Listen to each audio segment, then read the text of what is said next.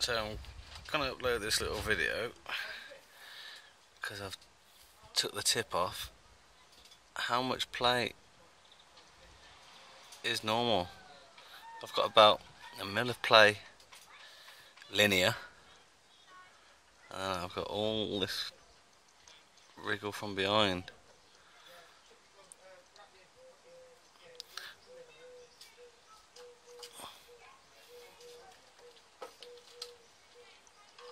Should it be that loose?